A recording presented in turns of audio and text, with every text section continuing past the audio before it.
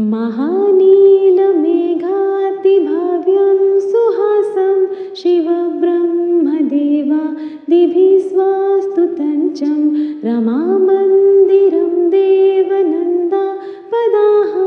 भजे राधिकावल्लभं कृष्णचन्द्रं रसं वेदान्तवेदं दुरापं सुगम्यं तदीयादिभिर्दानवदनं चलत्कुण्डलं सोमवंशप्रदीपं भजे राधिकावल्लभं कृष्णचन्द्रं यशोदादिसंलालितं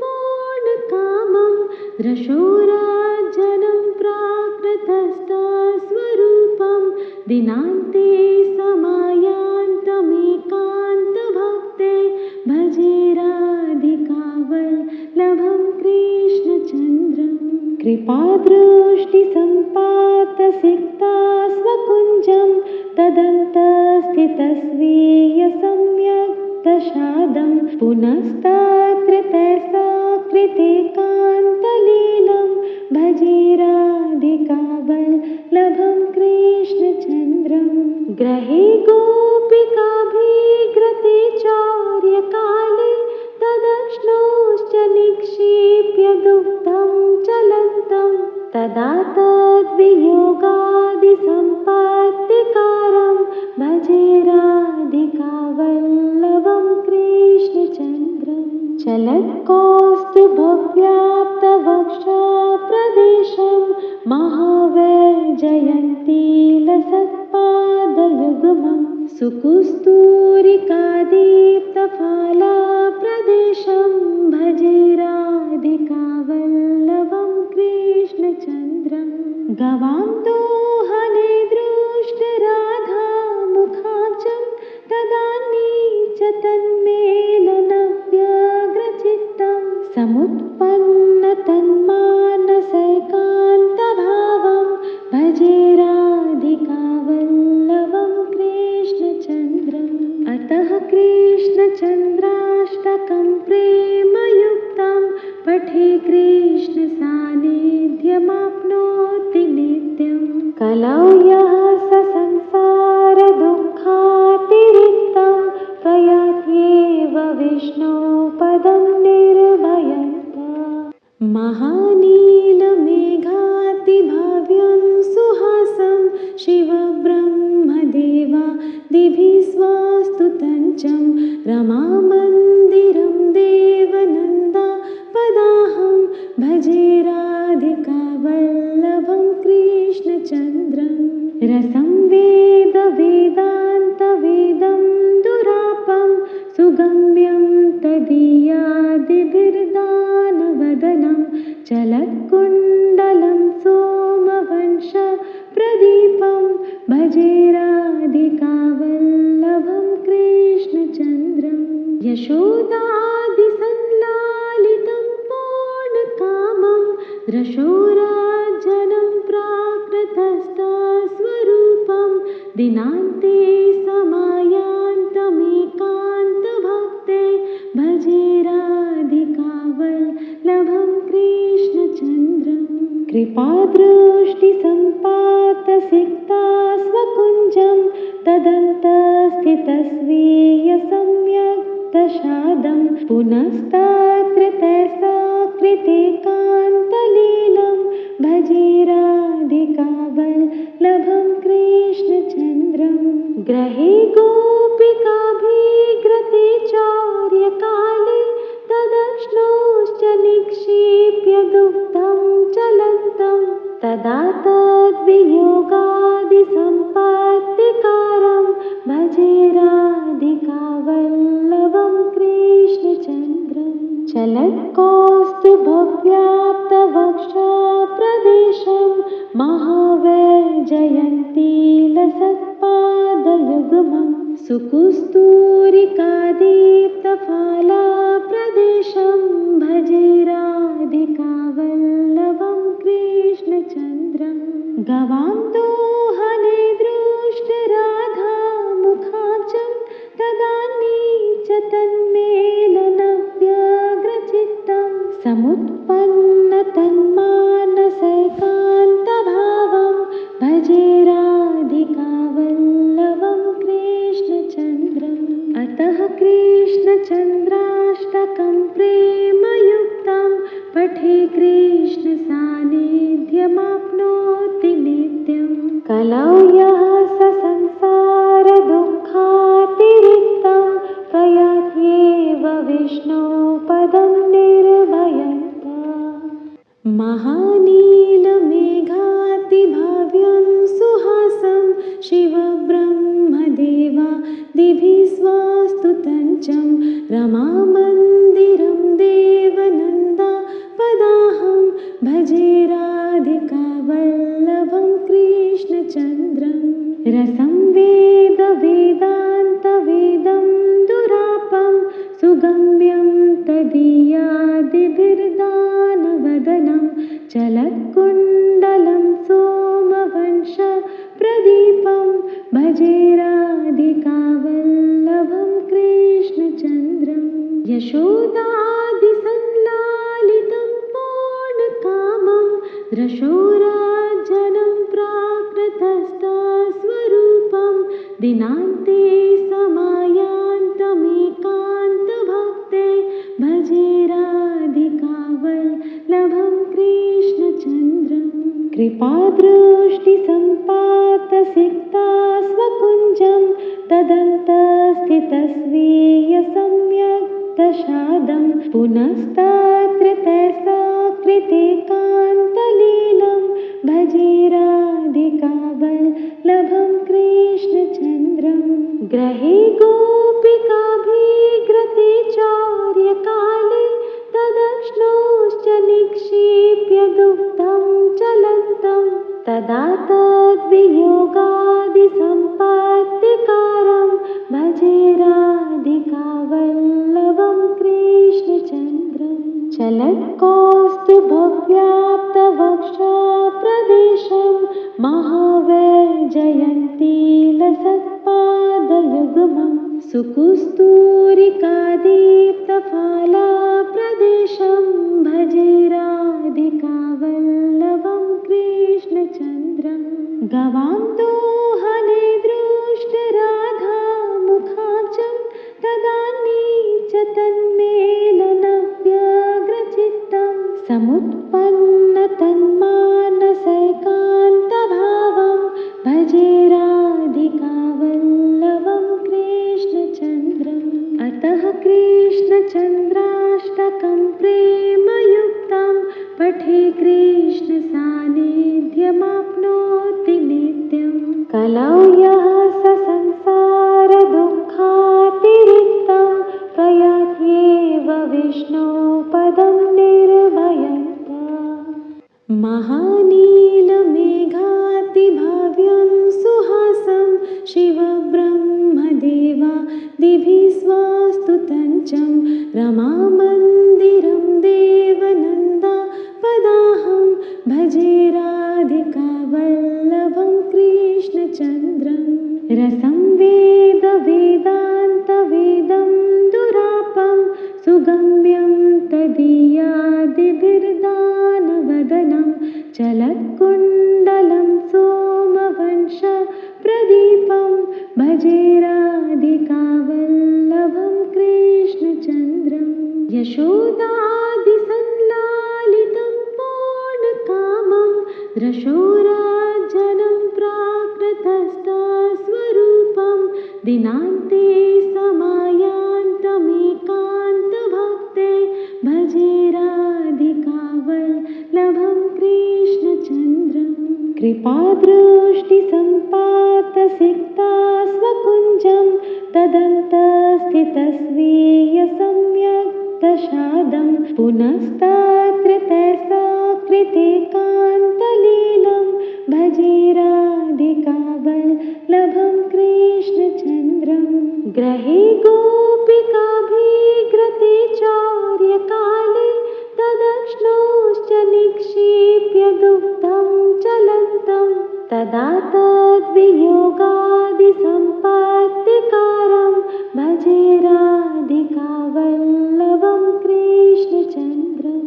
चल चलत्कौस्तुभव्याप्तवक्षप्रदेशं महावैजयन्तीलसत्पादयुग्मं सुकुस्तूरिकादीप्तफालाप्रदेशं भजे राधिकावल्लभं कृष्णचन्द्रं।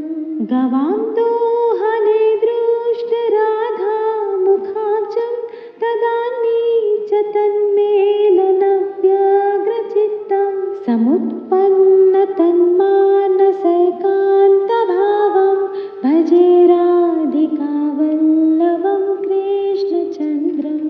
अतः कृष्णचन्द्राष्टकं प्रेमयुक्तं पठे कृष्णसान्निध्यमाप्नोति नित्यं।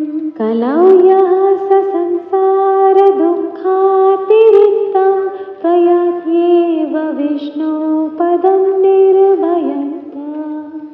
महानीलमेघातिभाव्यं सुहासं शिवब्रह्मदेवादिभिः स्वस्तुतं रमामन्दिरं देवनन्दापदाहं भजे राधिकावल्लभं कृष्णचन्द्रं। रसं वेदान्तवेदं दुरापं सुगम्यं तदीयादिभिर्दानवदनं चलत्कुण्डलं सोमवंशप्रदीपं भजे राधिकावल्लभं कृष्णचन्द्रं। यशोदादिसंलालितं पूर्णकामं रशोराजनं प्राकृतस्थस्वरूपं दिनान्ते समायान्तमेकान्तभक्ते भजे राधिकावल्लभं कृष्णचन्द्रं। कृपादृष्टिसम्पातसिक्ता स्वकुञ्जं तदन्तस्थितस्वीयसम्यक् पुनस्तत्र तैस्सकृतेकान्तलीलं भजे राधिकावल्लभं कृष्णचन्द्रं। ग्रहे गोपिकाभिग्रते चौर्यकाले तदश्नोश्च निक्षिप्य दुग्धं चलन्तं तदा तद्वियोगादिसम्पत्तिकारं भजे राधिकावल्लभं कृष्णचन्द्रं। चलत्कौस्तुभव्याप्तवक्षप्रदेशं महावैजयन्तीलसत्पादयुग्मं सुकुस्तूरिकादीप्तफालाप्रदेशं भजे राधिकावल्लभं कृष्णचन्द्रं। गवां दोहने दृष्टराधामुखाब्जं तदान्ये च तन्मेलनव्यग्रचित्तं समुत्पन्नतन्मानसैकान्तभावं भजे राधिकावल्लभं कृष्णचन्द्रम्। अतः कृष्णचन्द्राष्टकं प्रेमयुक्तं पठे कृष्णसान्निध्यमाप्नोति नित्यं। कलौ यः स संसारदुःखातिरिक्तं प्रयात्येव विष्णोपदं निर्भयन्तः। महानीलमेघातिभाव्यं सुहासं शिवब्रह्मदेवादिभिः स्वस्तुतं रमामन्दिरं देवनन्दापदाहं भजे राधिकावल्लभं कृष्णचन्द्रं। रसं वेदान्तवेदं दुरापं सुगम्यं तदीयादिभिर्दानवदनं चलत्कुण्डलं सोमवंशप्रदीपं भजे राधिकावल्लभं कृष्णचन्द्रं। यशोदादिसंलालितं पूर्णकामं रशोराजनं प्राकृतस्थस्वरूपं दिनान्ते समायान्तमेकान्तभक्ते भजे राधिकावल्लभं कृष्णचन्द्रं। कृपादृष्टिसम्पातसिक्ता स्वकुञ्जं तदन्तस्थितस्वीयसम्यक् दशादं पुनस्तत्र तैस्सकृते कान्तलीलं भजे राधिकावल्लभं कृष्णचन्द्रं ग्रहे गोपिकाभिग्रते चार्यकाले तदश्नोश्च निक्षिप्य दुग्धं चलन्तं तदा तद्वियोगादिसम्पत्तिकारं भजे राधिकावल्लभं कृष्णचन्द्रं चलत्कौस्तुभव्याप्तवक्षप्रदेशं महावैजयन्तीलसत्पादयुग्मं सुकुस्तूरिकादीप्तफालाप्रदेशं भजे राधिकावल्लभं कृष्णचन्द्रं गवां दोहने दृष्टराधामुखाब्जं तदानीच तन्मेलनव्यग्रचित्तं समुत्पन्नतन्मानसैकान्तभावं भजे राधिकावल्लभं कृष्णचन्द्रम् अतः कृष्णचन्द्राष्टकं प्रेमयुक्तं पठे कृष्णसान्निध्यमाप्नोति नित्यं कलौ यः स संसारदुःखातिरिक्तं प्रयात्येव विष्णोपदं निर्भयन्तः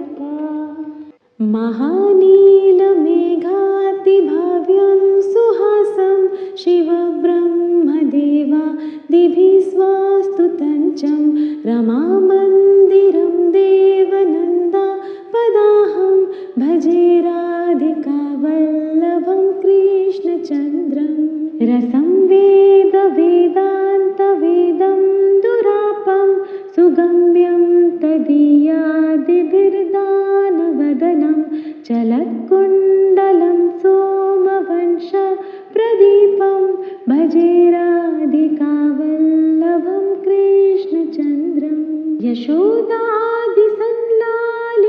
पूर्णकामं दृशोराजनं प्राकृतस्थस्वरूपं दिनान्ते समायान्तमेकान्तभक्ते भजे राधिकावल्लभं कृष्णचन्द्रं कृपादृष्टिसम्पातसिक्ता स्वकुञ्जं तदन्तस्थितस्वीयसम्यक् दशादं पुनस्तत्र तैस्सकृते कान्तलीलं भजे राधिकावल्लभं कृष्णचन्द्रं ग्रहे गोपिकाभिग्रते चार्यकाले तदश्नोश्च निक्षिप्य दुग्धं चलन्तं तदा तद्वियोगादिसम्पत्तिकारं भजे राधिकावल्लभं कृष्णचन्द्रं चलत्कौस्तुभव्याप्तवक्षप्रदेशं महावैजयन्तीलसत्पादयुग्मं सुकुस्तूरिकादीप्तफालाप्रदेशं भजे राधिकावल्लभं कृष्णचन्द्रं गवां दोहने दृष्टराधामुखाब्जं तदानीच तन्मेलनव्यग्रचित्तं समुत्पन्नतन्मानसैकान्तभावं भजे राधिकावल्लभं कृष्णचन्द्रम् अतः कृष्णचन्द्राष्टकं प्रेमयुक्तं पठे कृष्णसान्निध्यमाप्नोति नित्यं कलौ यः स संसारदुःखातिरिक्तं प्रयात्येव विष्णोपदं निर्भयन्तः महानीलमेघातिभाव्यं सुहासं शिवब्रह्मदेवादिभिः स्वस्तुतं रमामन्दिरं देवनन्दापदाहं भजे राधिकावल्लभं कृष्णचन्द्रं रसं वेदान्तवेदं दुरापं सुगम्यं तदीयादिभिर्दानवदनं चलत्कुण्डलं सोमवंशप्रदीपं भजे राधिकावल्लभं कृष्णचन्द्रम् यशोदादिसंलालितं पूर्णकामं दृशोराजनं प्राकृतस्थस्वरूपं दिनान्ते समायान्तमेकान्तभक्ते भजे राधिकावल्लभं कृष्णचन्द्रं कृपादृष्टिसम्पातसिक्ता स्वकुञ्जं तदन्तस्थितस्वीय सम्यक् दशादं पुनस्तत्र तैस्कृते कान्तलीलं भजे राधिकावल्लभं कृष्णचन्द्रं ग्रहे गोपिकाभिग्रते चौर्यकाले तदश्नोश्च निक्षिप्य दुग्धं चलन्तं तदा तद्वियोगादिसम्पत्तिकारं भजे राधिकावल्लभं कृष्णचन्द्रं चलत्कौस्तुभव्याप्तवक्षप्रदेशं महावैजयन्तीलसत्पादयुग्मं सुकुस्तूरिकादीप्तफालाप्रदेशं भजे राधिकावल्लभं कृष्णचन्द्रं गवां दोहने दृष्टराधामुखाब्जं तदानी च तन्मेलनव्यग्रचित्तं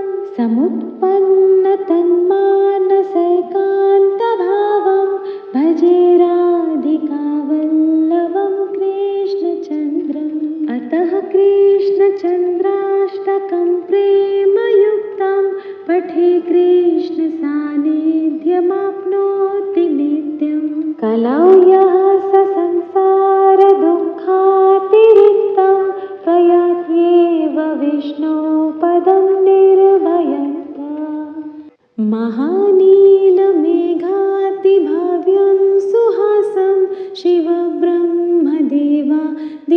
स्वस्तुतं रमामन्दिरं देवनन्दापदाहं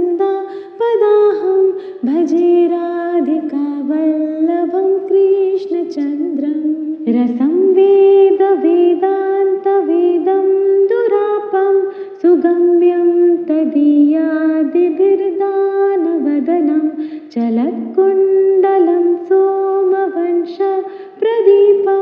भजे राधिकावल्लभं कृष्णचन्द्रं यशोदादिसंलालितं पूर्णकामं दृशोराजनं प्राकृतस्थस्वरूपं दिनान्ते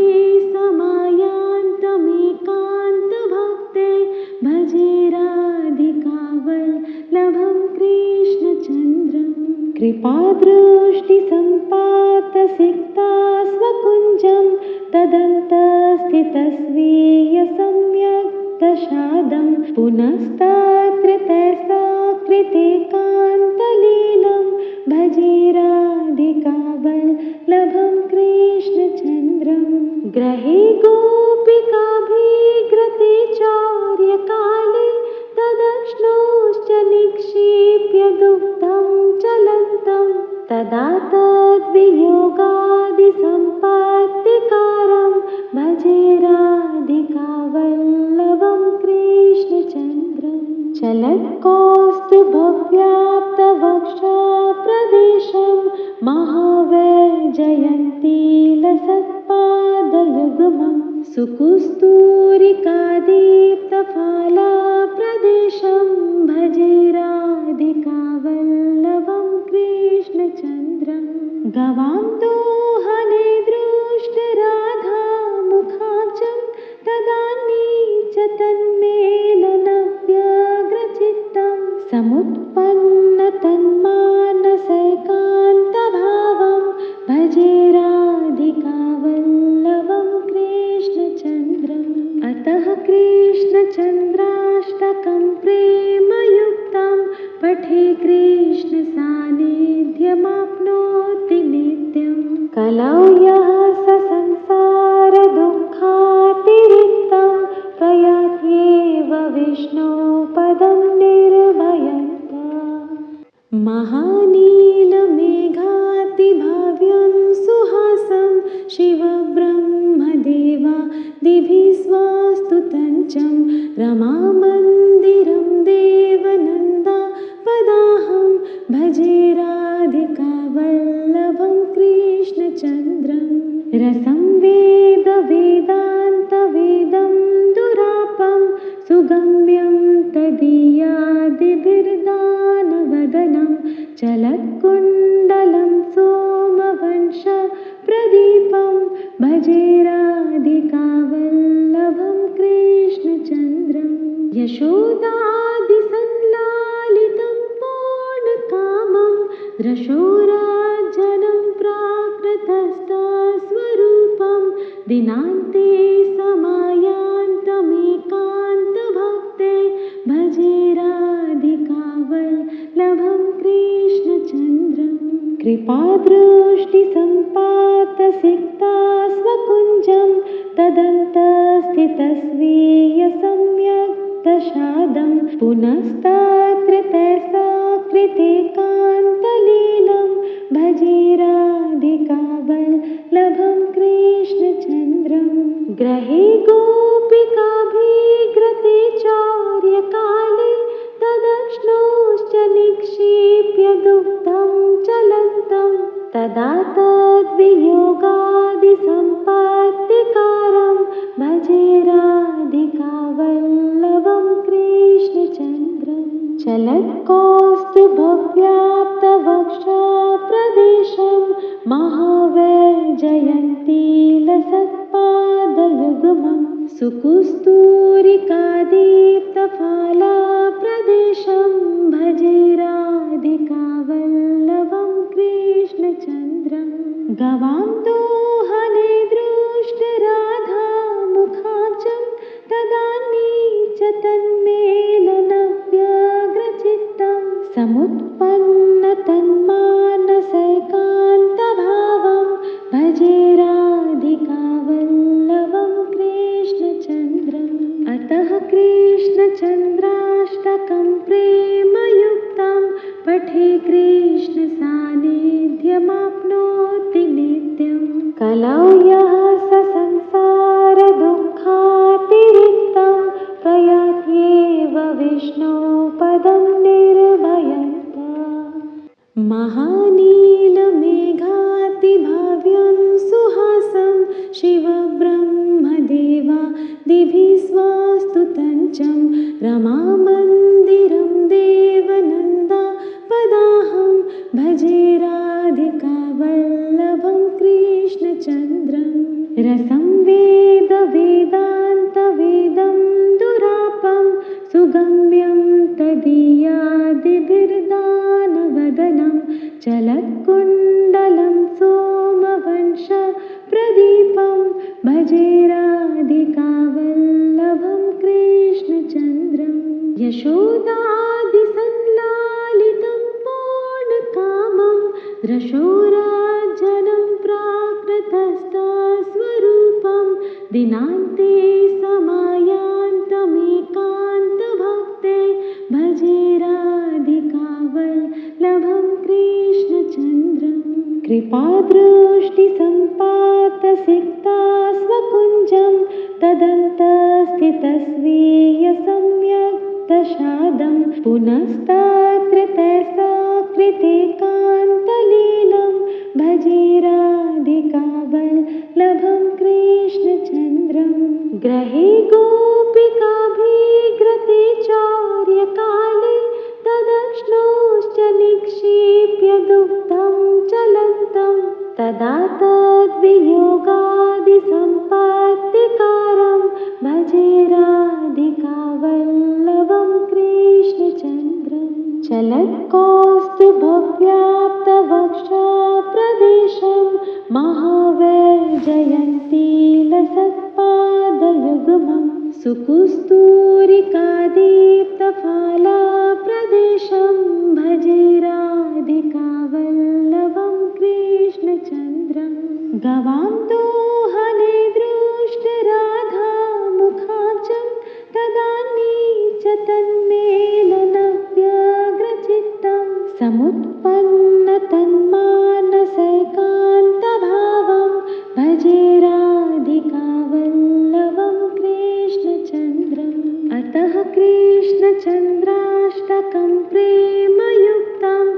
पठे कृष्ण सान्निध्यमाप्नोति नित्यं कलौ यः स